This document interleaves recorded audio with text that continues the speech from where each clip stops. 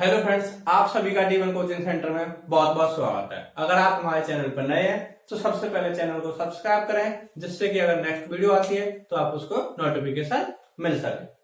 तो आज हम स्टार्ट करेंगे सिंपल इंटरेस्ट। क्या करेंगे? Simple interest. अगर आपने हमारी पिछली class profit and loss percentage की नहीं देखी है तो आप हमारी पिछली क्लास पहले देखिए और उसके बाद आराम से सिंपल इंटरेस्ट बहुत बेसिक से समझ में आएगी। हम जो भी यहाँ सवाल कराते हैं वो कोई ट्रिक के माध्यम से नहीं कराते, वो ओनली क्या चलता है, कॉन्सेप्ट के आधार पर सवाल कराते हैं। क्योंकि अगर हम ट्रिक की बात करें तो सिंपल इंटरेस्ट, क्या बोले, सिंपल इंटरेस्ट में टोटल जो ट्रिक है वो कितनी है, 35। कितनी ट्रिक यूज होती है, 35। इस प्रकार से अगर हम पूरे मैथ में लगाएंगे तो बहुत ट्रिक हो जाएंगे। इसलिए हम जो भी कोई कॉन्सेप्ट से सवाल, जो भी कोई सवाल कराते हैं वो ओनली ऑन कॉन्सेप्ट से सवाल कराते हैं। तो इसी के साथ आज हम स्टार्ट करेंगे सिंपल इंटरेस्ट। देखो, सिंपल इंटरेस्ट क्या चीज है। अगर मैं किसी व्यक्ति को, किसी पर्सन को मैं 100 रुपए देता हूं, क्या बोलता हूं, 100 रुपए देता हूं, तो मेरे को क्या फायदा हुआ? मेरे को तो कुछ फायदा नहीं हुआ ना, उसे तो फायदा हुआ क्योंकि उसे 100 रुपए मिले। मेरे को भी फायदा होना चाहिए। मैंने उससे बोला कि मैं तुम्हें 100 रुपए दे रहा हूं, बट 2 दिन बाद या 10 दिन बाद, जितने दिन भी बाद होगा, मैं उसका कितना रुपया लूंगा, 2%, 5% या 8%। अगर मैं बोलूं कि मेरे पास 1000 रुपए हैं, मैंने किसी को 1000 रुपए दिए, तो जब मैं वापस लूंगा कितने रुपए वापस लूंगा, 1100 रुपए। तो मेरे को प्रॉफिट हुआ। अब मेरे को भी फायदा है और जिसने लिया उसका भी काम हो गया, उसका भी फायदा है। तो ये एक साधारण ब्याज का तरीका है।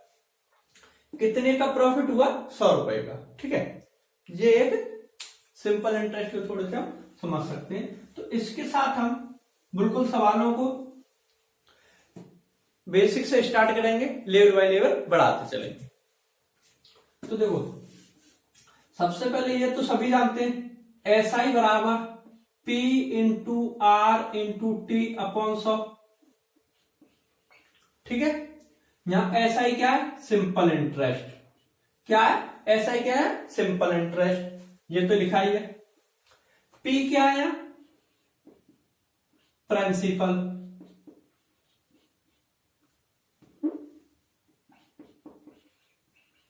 और हिंदी में बोलेंगे उसे मूलधन। ठीक, R क्या है यहां पर, रेट, और हिंदी में क्या है, दर। T क्या है यहां पर, टाइम, हिंदी में क्या, समय। अपॉन सर एक और होती है ए को क्या बोलते हैं, अमाउंट, और हिंदी में बोलते हैं इसे मिश्र दर। ठीक है, मिश्र दर को किससे व्यक्त करते हैं, ए बराबर P प्लस SI। ठीक है, अगर मैंने किसी को 1000 रुपए दिए, 1000 रुपए के साथ मेरे को ब्याज प्राप्त होती है जो 100 रुपए, क्योंकि मैंने वापस लिया 1100। तो जो ब्याज और मूलधन को मिलाकर जो हमें टोटल वैल्यू प्राप्त होती है उसे हम क्या बोलते हैं, मिश्र दर। क्या बोला जाता है उसे, मिश्र दर। तो आप पहले यहां तक, आई होप कि आपको ये सब समझ में आया होगा। आप यहां तक पहले स्क्रीनशॉट ले लीजिए। इसके साथ हम नेक्स्ट सवाल से स्टार्ट करते हैं।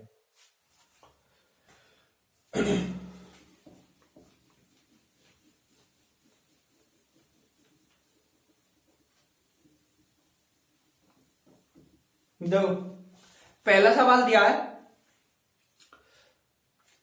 इस तरीके से। इस फॉर्मूला को हम बहुत कम यूज करेंगे, हम सोचेंगे अधिक से अधिक जल्दी कवर कर सकें सवाल को। ठीक है, 15,000 रुपए की राशि क्या दिया है, मूलधन कितना दिया है, 15,000।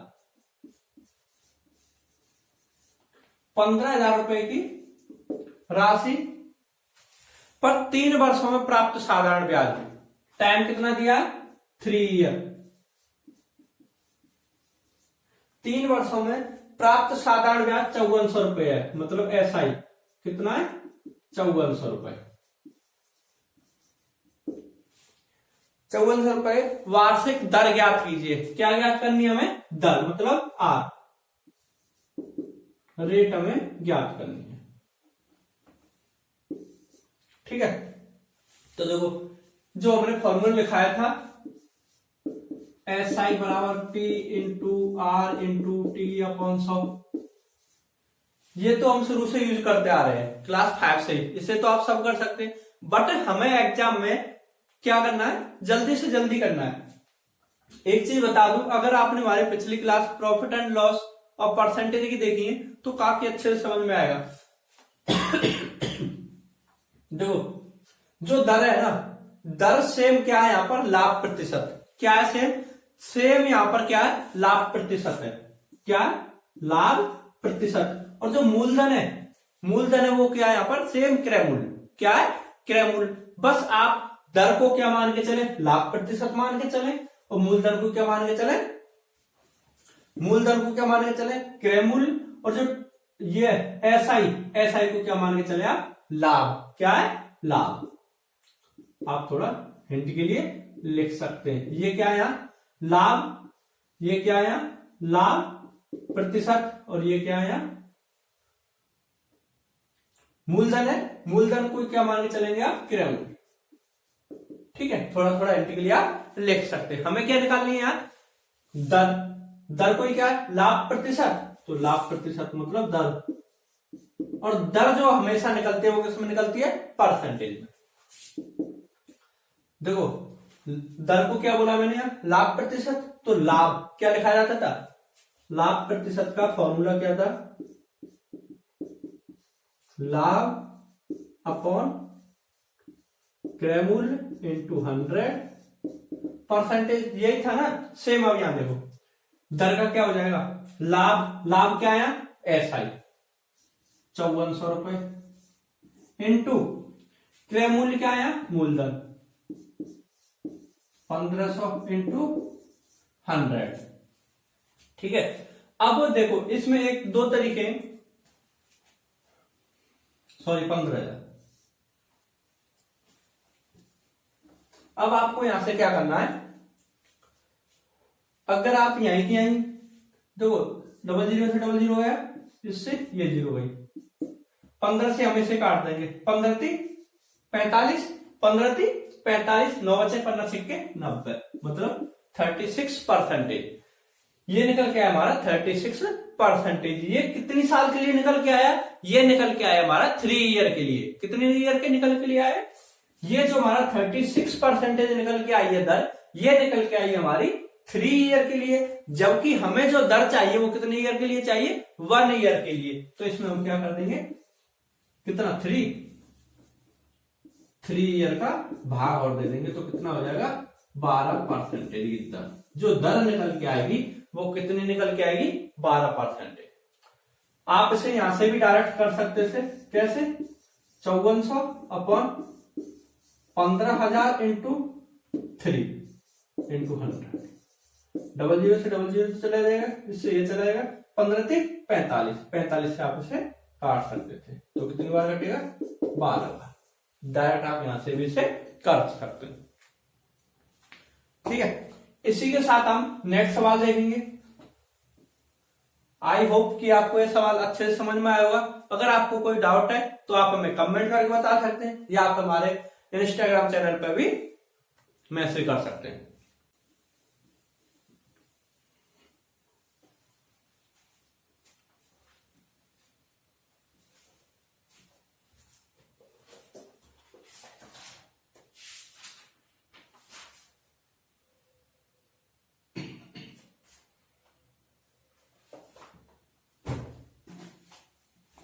तो हमारे यहाँ पे दूसरा सवाल क्या है, एक धनराशि 15% प्रति वर्ष के साधारण ब्याज पर, दर कितनी दी है 15%।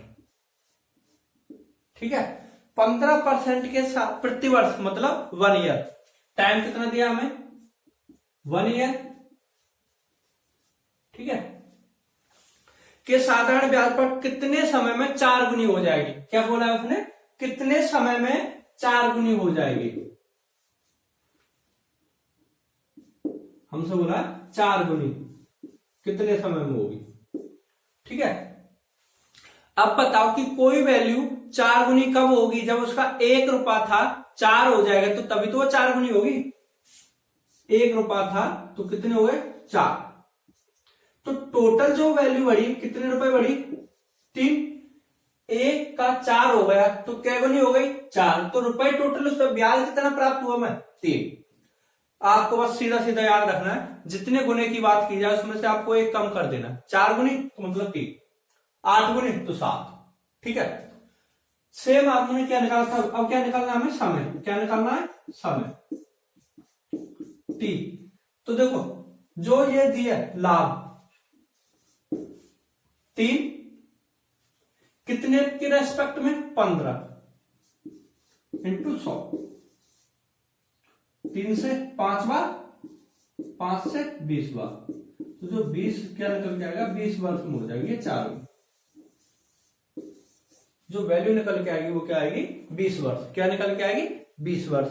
दर देखो, दर के लिए हमने क्या निकाला था, दर बराबर या लाभ अपॉन क्रय मूल्य। तो आपको बस क्या करना है, उससे यहां पर क्या हम लिए परसेंटेज का भाग डिवाइड दे देते हैं। जो दर का होता है वो डिवाइड दे देते हैं। और जब यहां हमसे टाइम पूछा जाता है, अगर हमसे टाइम पूछा जाएगा तो दर का डिवाइड देंगे, और जब हमसे दर पूछी जाएगी तो टाइम का डिवाइड देंगे। बस आपको यही याद करना है इसमें।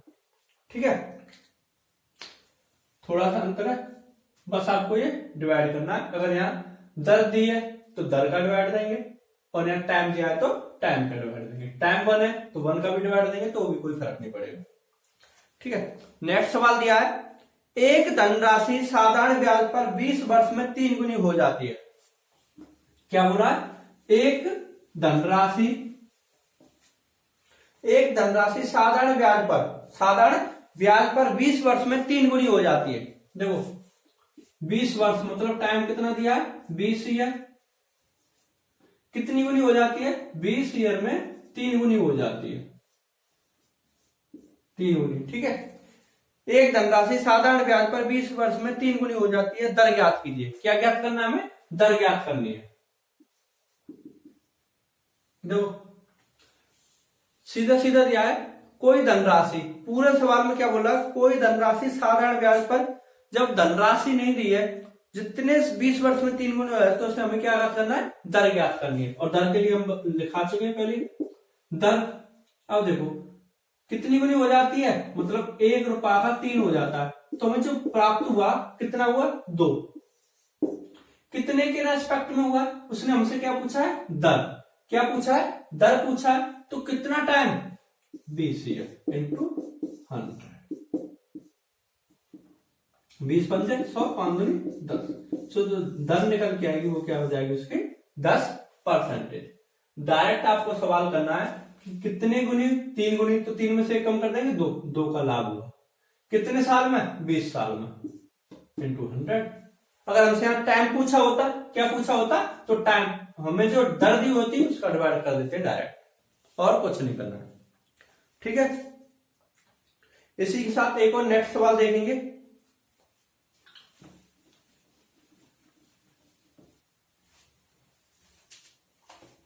नेक्स्ट सवाल दिया है हमें, कोई धनराशि 20 वर्ष में 3 गुनी हो जाती है। क्या बोला, 20 वर्ष में 3 गुनी।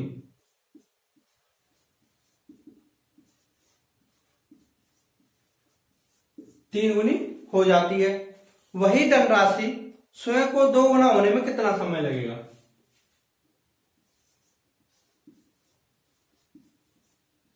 दो गुना में लगा समय।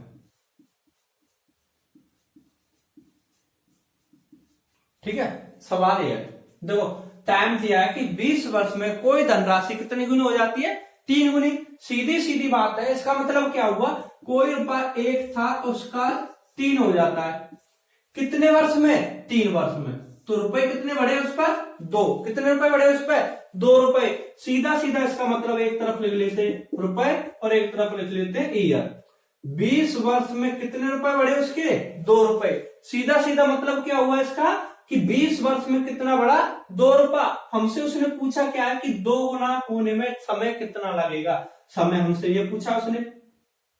ठीक है, 2 गुना होने मतलब 1 रुपया था उसका, 2 होने में कितना समय लगेगा, तो कितना बढ़ा, 1। कितना रुपया बढ़ा, 1। अब हमसे क्या पूछा उसने समय पूछा है। क्या पूछा है? समय पूछा है। तो डायरेक्ट देखो क्या करेंगे, इसका दो तरीके हैं। यहीं से क्या है, इसके दो तरीके हैं। पहला मेथड, इसमें ऐसी संख्या का गुणा कर दें या फिर डिवाइड कर दें कि हमें 1 प्राप्त हो जाए। तो हम क्या कर सकते हैं, 1/2 से 2 से 2 कट जाएंगे, तो इधर भी 1/2 से कितना हो जाएगा, 10। तो जो निकल के आएगी 10 वर्ष हो जाएगी। क्या हो जाएगी, 10 वर्ष। ठीक है। दूसरा तरीका क्या हो जाएगा, यहीं से देखो, दूसरा मेथड, ये कैंची गुणा 20 एकम 20 बराबर में निशान लगा देंगे 2, इस 2 का डिवाइड कर देंगे तो कितना हो जाएगा, 10 वर्ष। कितना हो जाएगा, 10 वर्ष। तो जो हमारा निकल के आएगा 2 गुना कितने समय में हो जाएगा, 10 वर्ष में। अब आप आसानी से बता सकते हैं। ठीक है, या तो आप ऐसे प्रकार से कर लीजिए या आप कैसे गुणा करके भी कर सकते हैं। ठीक है, इसी के साथ हम नेक्स्ट सवाल देखेंगे।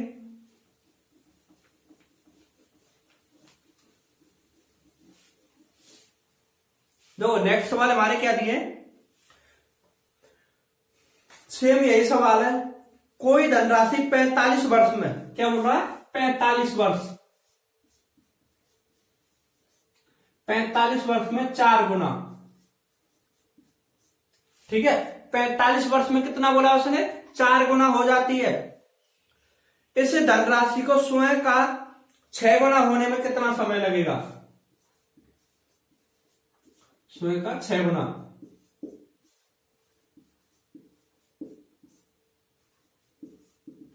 लगा समय पूछा है आपसे। क्या पूछा है, लगा समय। देखो अभी मैंने बताया था 45 ईयर में कितना ब्याज हुआ उसका, यहां गुना लिखा है तो गुना में से 1 कम कर देते हैं तो कितने रुपए प्राप्त हुए से 45 ईयर में उससे रुपए कितने प्राप्त हुए, 3 रुपए। क्योंकि हमने बताया था ना कितना गुना, 4, तो 1 रुपया था, 4 हुआ तो कितने प्राप्त हुए से, 3। ठीक, अब बोल रहा है कि स्वयं का 6 गुना होने में कितना समय लगेगा, मतलब रुपए कितने एक्स्ट्रा से प्राप्त होंगे, 5। कितने प्राप्त होंगे, 5। तो ये वैल्यू हमें ज्ञात करनी है। क्या ज्ञात करनी है, 5। तो हमने अभी बताया था या तो इसका कैंची गुणा कर लो। अब देखो अगर हम इसका कैंची गुणा करेंगे तो 3 से हम 45 गुणा 5, या आप यहां से डायरेक्ट काट सकते हैं। 3 से काट दें 15, 15 पन्ना 75, तो कैसे हो जाएगा, 3 से 15, 15 पन्ना 75 वर्ष। जो निकल के आएगा हमारा 75 ईयर। इन दोनों को गुणा कर देंगे, इन दोनों को गुणा कर देंगे। यहाँ आप कुछ भी मान सकते हैं, एक्स भी मान सकते हैं। तो यहां से हम डिवाइड कर देंगे 3 का इसमें, या फिर 3 से ये काट देंगे, 15 × 5 75 ईयर। तो जो हमारा आंसर निकल के आएगा वो क्या निकल के आएगा, हमारा 75 ईयर। नेक्स्ट सवाल देखेंगे, सेम इसी लेवल का सवाल है और अच्छा सवाल है। वो थोड़ा हम इस सवाल में हम थोड़ा लेवल बढ़ा देंगे। देखो इसमें क्या दिया है, कोई धनराशि 12 वर्ष में 13/7 गुना हो जाती है। क्या बोला है, कोई धनराशि 12 वर्ष में 13/7 गुना हो जाती है।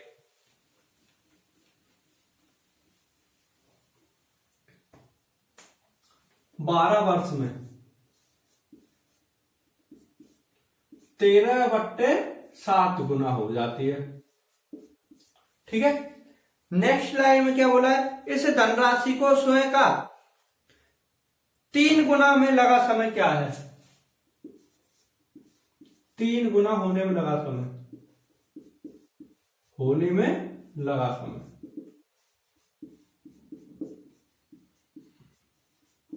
ठीक है, 3 गुना होने में लगा समय हमें बताना है। तो एक तरफ हम क्या लिख लेंगे, ईयर, एक तरफ क्या लिख लेंगे, रुपए।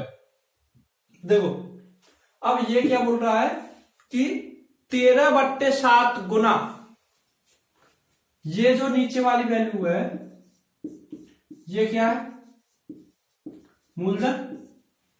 क्या है ये, मूलधन। और जो ये ऊपर वाली दी है ये क्या दिया है, मिश्र धन। मतलब 7 रुपए को 13 होने में 12 वर्ष लगती हैं। 7 रुपए को 13 होने में कितनी वर्ष लगती है? 12। देखो 7 रुपए थे, कितने हो गए? 13। तो कितना रुपया बढ़ा उसका? 6 रुपया बढ़ा। कितने वर्ष में? 12। कितने वर्ष में? 12। अब देखो वर्ष हो गई उसकी 12। अगर हम यहां अभी क्या करते थे, जब से हमारी जो वैल्यू चल रही थी, एक कोई 4 गुना हो जाती है, तो मतलब यहाँ 4 और यहाँ 3, यही लिखते थे ना। बट उसके नीचे अगर हम 1 का डिवाइड करेंगे तो कोई अंतर आता था? नहीं आता था अंतर। तो इसलिए हम क्या है, अब यहां जब हमारी संख्या चेंज है, कितनी है? 7, तो हम इसका डिवाइड कर देंगे। अब तक हम डिवाइड क्यों नहीं करते थे? क्योंकि यहाँ हमारी संख्या वो 1 लेके चल रहे थे, तो 1 से हमारा कोई अंतर नहीं आता था। इसलिए अगर यहाँ 7 है तो हम 7 में संख्या जितना डिवाइड हुआ कितने का, मतलब 6 रुपए बढ़े, कितने के रेस्पेक्ट में बढ़े? 7 के रेस्पेक्ट में, तो हम 7 को लेके चलेंगे। अगर यहाँ 1 होता, अगर हम यहाँ लिख दें 6/1, तो 1 को डिवाइड करने से कोई अंतर नहीं आता, तो इसलिए हम अब तक लेकर नहीं चलते थे इसको। अब आया समझ में? तो यहां पर जब वैल्यू हमारी हो जाएगी 6 रुपए बढ़े कितने ईयर में? 7 ईयर में। ठीक है, जब 1 ईयर में बढ़ते थे तो कोई बात नहीं थी, यहाँ 7 ईयर मतलब 7 रुपए बढ़े, 7 रुपए थे, उसका 13 रुपया हो गया कितने ईयर में? 12 ईयर में। तो ये हो गया। अब क्या करेंगे, ये हम क्या कर सकते हैं, इधर गुणा कर सकते हैं, इसके नीचे 1 मान लेंगे, कितना हो जाएगा? 12×7 = 84 और 6। अगर इसे देखा जाए तो ये क्या हो गया?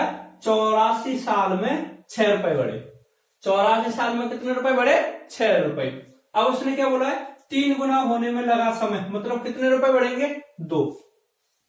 कितने रुपए बढ़ेंगे? 2। क्या कर देंगे? 6 से इसमें डिवाइड कर दें, काट देंगे, 6 एकम 6, 6 चक 24, दोनों को मल्टीप्लाई कर देंगे, 28 ईयर। जो आंसर निकल के आएगा वो क्या हो जाएगा हमारा? 28 ईयर। तो 28 ईयर में 3 गुना समय लग, 3 गुना हो जाएगा रुपया। उसने क्या पूछा है? कितने समय में 3 गुना हो जाएगा? तो 28 ईयर में 3 गुना वैल्यू हो जाएगी हमारी। एक और सवाल है हमारा, सेम यही सवाल है, सेम इसी के आधार पर उन्होंने थोड़ी वैल्यू चेंज कर दी है।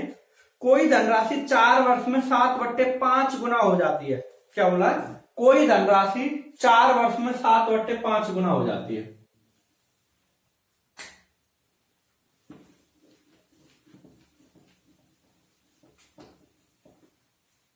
चार ईयर में 7/5 गुना हो जाती है। इस धनराशि को स्वयं का 7/4 गुना होने में, स्वयं का 7/4 गुना होने में लगा समय, होने में लगा समय बताना है हमें। ठीक है, सेम यही तरीका। कोई हमारे पास कितने रुपए थे? 5। कितने रुपए थे? 5। कितने हो गए? 7। तो कितना रुपया बढ़ा? 2 रुपया। कितने के रेस्पेक्ट में बढ़ा? मगर 5 के रेस्पेक्ट में। तो रुपए बढ़े जो हमारे बढ़े 5 के रेस्पेक्ट में। जब हमारे यहाँ वैल्यू 1 होती है तो हम उसे लेकर नहीं चलते। ठीक है, ये हो गया हमारा रुपए, इधर हो गया हमारा ईयर। कितने साल में? 4। तो हम इसे सीधा सीधा क्या लिख दें? 2 से ये कट जाएगा, 2 बार, और ये 10, मतलब सीधा सीधा हो गया 10 साल में कितने रुपए? 2। या आप ऐसे कर सकते हैं, 5×20, 20 साल में, यहां 100 रुपये आएगा क्योंकि 2 से हमने काट दिया। या तो आप इसे ये लिख दें 10 साल में 1 रुपया बढ़ा, या आप इसे लिख दें 20 साल में 2 रुपया बढ़ा, क्योंकि 4 पढ़ना 20, तो इधर 2 आएगा। ठीक है, अब क्या बोल रहा है? स्वयं का 4/7 गुना, मतलब 4 रुपए थे, उसका कितना हो जाएगा? 7। तो कितना रुपया बढ़ा? 3। कितने रुपए बढ़ा? 3। कितने के रेस्पेक्ट में? 4 के में। कितने के रेस्पेक्ट में? 4 के में। और हमें ये वैल्यू हमें ज्ञात चाहिए। ठीक है, जब हम इस दोनों का मल्टीप्लाई करेंगे तो ये क्या हो जाएगा? 10 × 3/4, 30/4, 4 से हम काट देंगे 7.5 ईयर।